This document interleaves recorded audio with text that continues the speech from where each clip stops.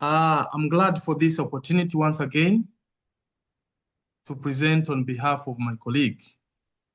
And the topic this time is school governance practices and financial risk management among government-aided primary schools in Arua City in Uganda.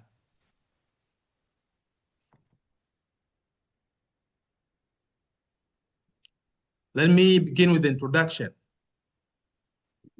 Effective risk management guarantees business continuity, predicts successful implementation, increases farm value, and also prevents financial risks in organizations. And this includes educational institutions as well.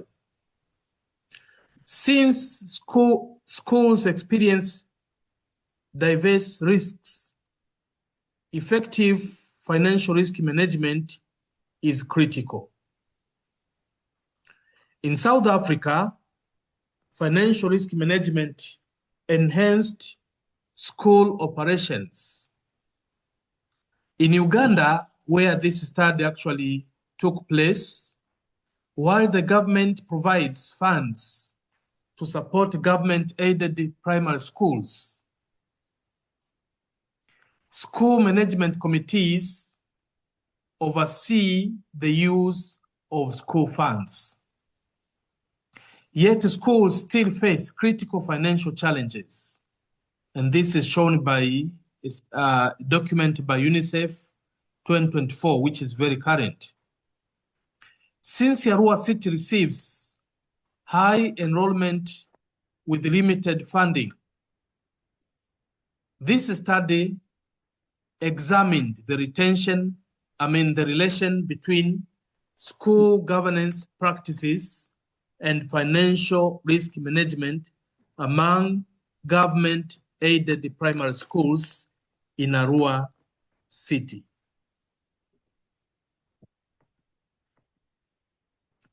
The findings of this study will help school management practitioners to improve or to address school governance practices and financial risk management factors.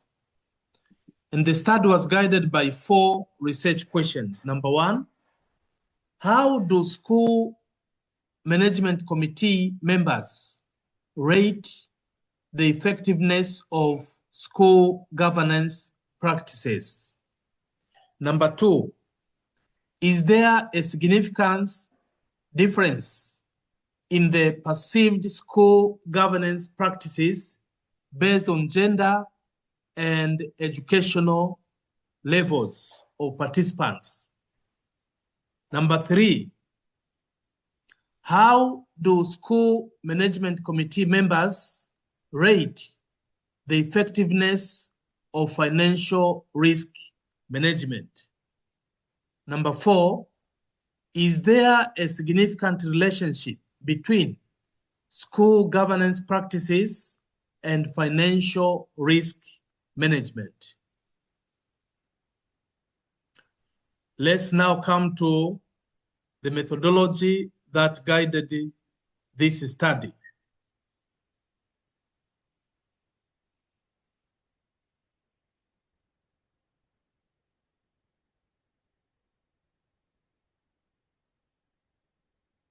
And I start with the design. The study applied the quantitative approach using the descriptive correlational design. Population and sampling.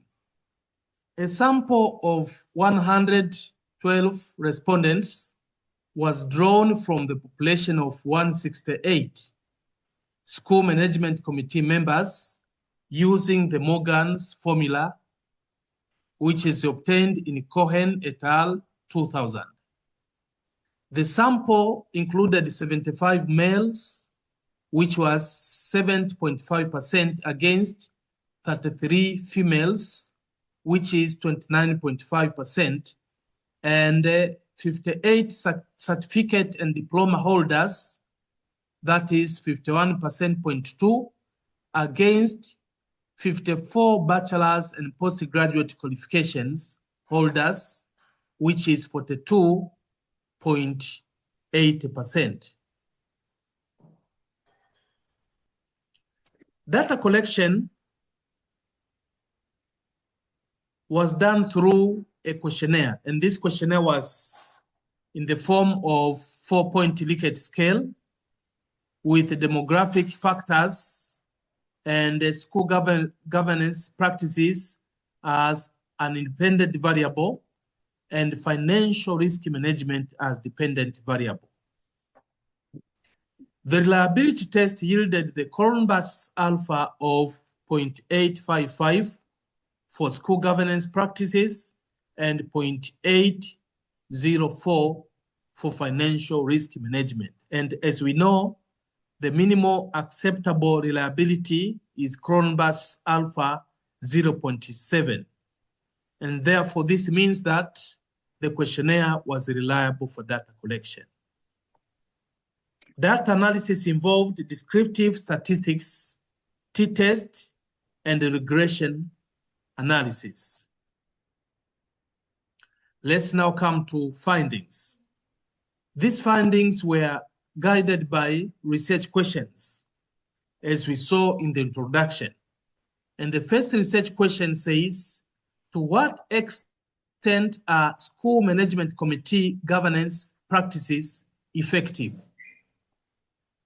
In table 1, school management committee members perceived most of school governance practices effective. And this is reflected by the mean score that ranges from 2.50 to 4.40, as you can see in the table. That is table 1. That was the range between 1.50 and 4.00. You can see all the mean scores for in that range for the last 8 items. But you can see that they considered financial resource mobilization and the audit report weak. As you can see, the mean score for the last 2 items ranging from 1.50 to 2.49.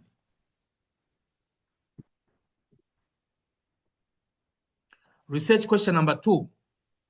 Is there a significant difference in the effectiveness of school management committee governance practices based on members' gender and level of education?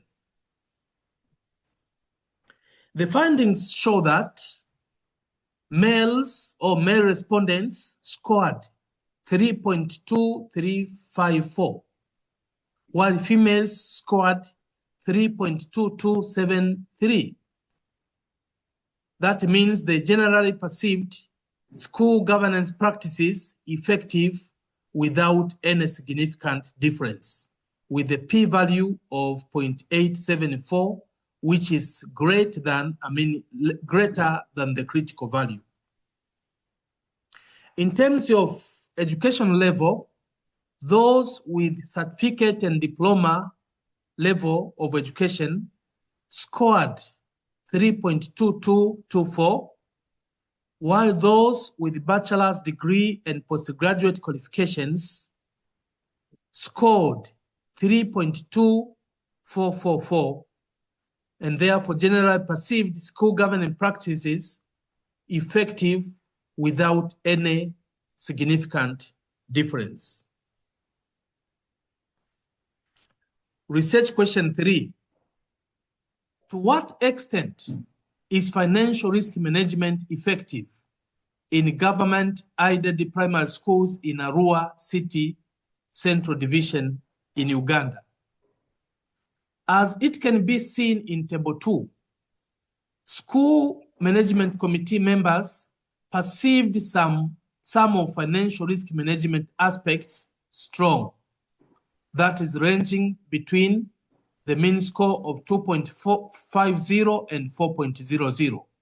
However, they considered appropriate financial transactions, school budget review, exploration of alternative revenues, and assessment of potential risks as weak, because those factors, mean scores, ranged between 1.00 and 2.49, which means disagree and strongly disagree.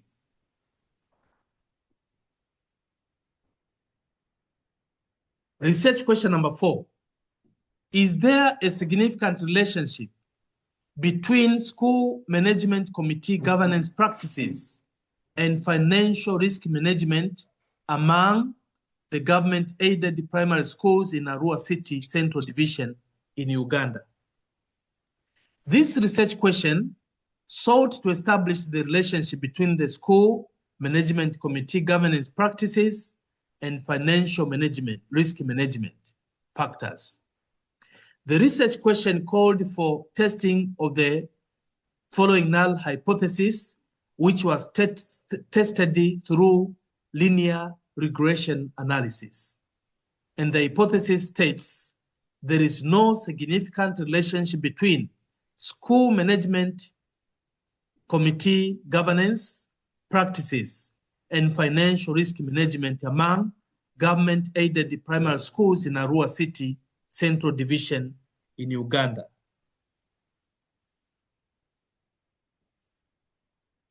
As it can be seen in Table 3, the multiple correlation coefficient, that is the relationship between school management committee governance practices and financial risk management, is 0.552. The coefficient of multiple determination is 0.298, which is interpreted as 29.8% of the variance in financial management is accounted for by school management committee governance practices. And therefore, the results of the regression using the stepwise method indicates that the model explained 28.8 and that the model, percent, and the model is a significant predictor of financial management.